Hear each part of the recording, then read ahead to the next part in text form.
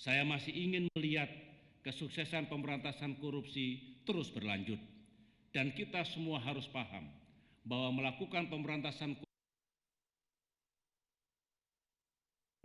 dan terus-menerus sama sekali bukan pekerjaan yang mudah.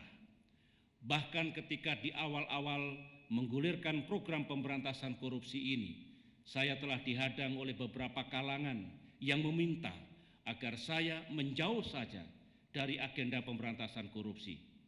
Kelompok-kelompok itu meminta agar saya melakukan moratorium pemberantasan korupsi. Dengan tegas saya katakan tidak.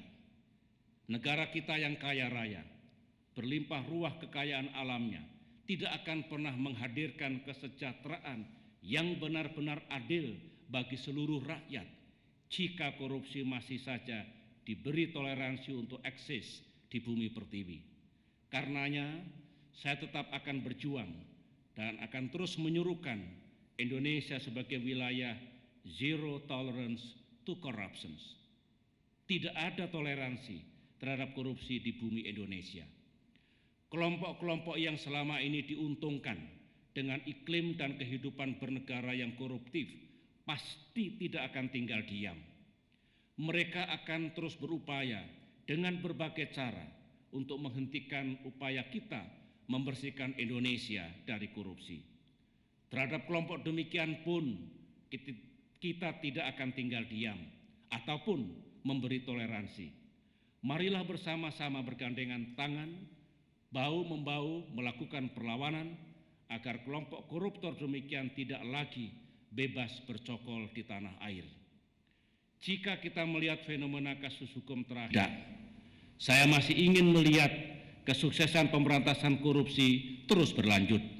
Dan kita semua harus paham bahwa melakukan pemberantasan korupsi yang berkelanjutan, berkesinambungan, dan terus-menerus sama sekali bukan pekerjaan yang mudah. Bahkan ketika di awal-awal menggulirkan program pemberantasan korupsi ini, saya telah dihadang oleh beberapa kalangan yang meminta agar saya menjauh saja dari agenda pemberantasan korupsi. Kelompok-kelompok itu meminta agar saya melakukan moratorium pemberantasan korupsi. Dengan tegas saya katakan tidak.